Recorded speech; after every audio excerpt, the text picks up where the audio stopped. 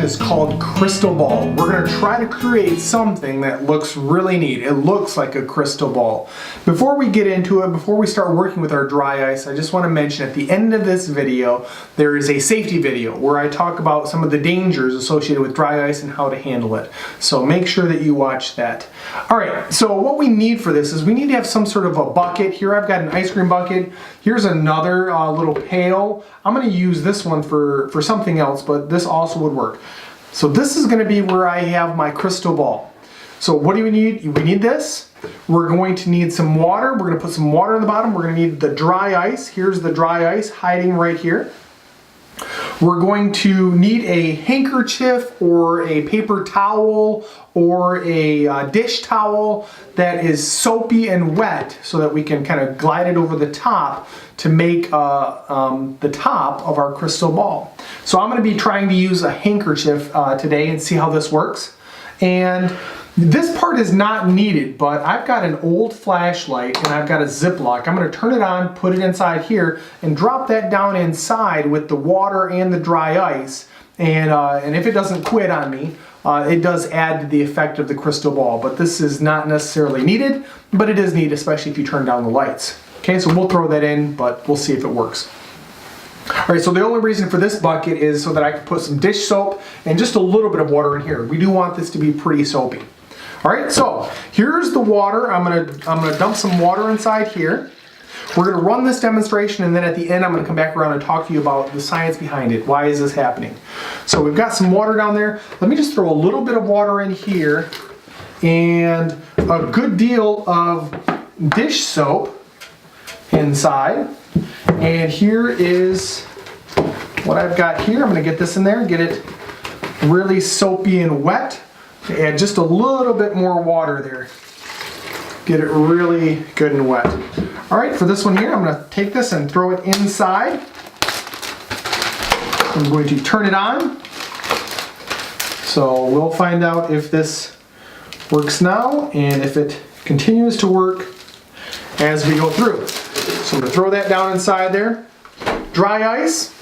I'm just going to take one chunk here, because I think one chunk will probably do it for us. I'm going to put it in right there. You'll notice here pretty soon the dry ice is going to be coming up out of the top. So we're all set. We're right here. I've got my handkerchief. It's very wet. It's very soapy. And so let's see if I can pull this apart and get it to come over the top and form a seal. We're almost there. And there we go.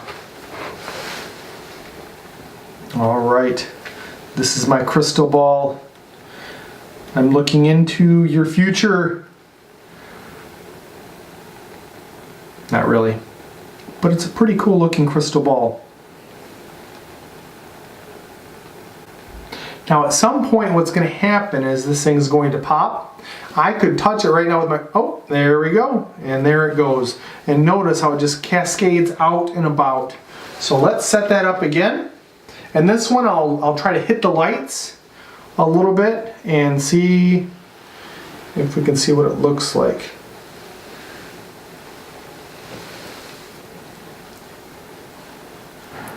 Okay, right now what I'm doing is the toughest part, which is trying to get the seal all the way across.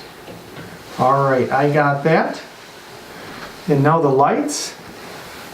We can get some of those lights turned off. We'll see what this looks like with the flashlight down on the inside. And again, at any point now, it's going to break and our crystal ball will be no more. And if you ever get bored with it, you can always touch it, and that will cause it to break. And this is about as big as it'll get. Alright, I'm a little bored now, so I am going to touch the top of it, and here it goes. Alright, let's talk about the science here. What's happening? Inside here we've got dry ice that is sublimating. It's going from a solid to a gas. It's not stopping by the liquid phase. But inside of here I've got some water. Water is a good conductor of heat, and so air is actually kind of like an insulator. So as this is sitting here, that's actually slowing the sublimation process down. But when we have water that is in contact, liquid water in contact with the dry ice, that adds energy. Well, this is pretty good size right here. So I'm going to wait just to watch this pop, and then we'll keep talking. That is quite the crystal ball there. I am surprised that is, there we go. Okay, where was I? Oh yeah, water is adding energy to the dry ice, helping it to sublimate faster. So going from a solid to a gas. All of that gas, that carbon dioxide gas, is trying to get out, and so when we form that layer of soap on the top, it starts to bulge up, looks like a crystal ball.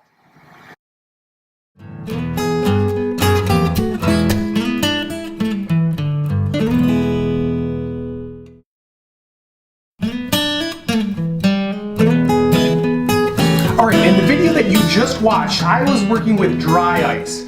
What I want to do is I want to talk about the safety of dry ice, but this is not all inclusive. I would encourage you to also check the safety data sheets on carbon dioxide on dry ice yourself. So let me tell you some of the things that I do, but I would encourage you to go above and beyond what I've got. Okay, so you notice I've got some safety glasses, goggles, those would be a nice thing to have. Also gloves. You should probably be having gloves for this if you're going to be handling them for a long time or applying some pressure, because dry ice right here, this sublimates, which means it goes from a solid to a gas at a very low temperature. So in Fahrenheit, that's negative 109.3 degrees Fahrenheit. In degrees Celsius, it's a negative 78.5 degrees Celsius. So this is really, really, really cold. So if you go outside on a snowy day, you know, you could get frostbite if you're out there for a long time. Or even if you have ice on you, you've got a little while. But with this right here, this dry ice, without gloves, if I set this in my hand, right about there, that's about how long you have until it's going to start hurting, because it could be harmful beyond that point.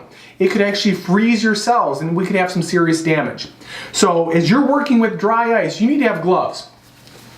Thin gloves like this aren't going to do the trick, even if you have gloves like this. So maybe some kitchen gloves for doing the dishes. This right here, it's not very thick and it's not going to protect you for very long. So warm gloves like this, snow gloves, or an oven mitt, those are things that will protect your hands if you're going to be working with this.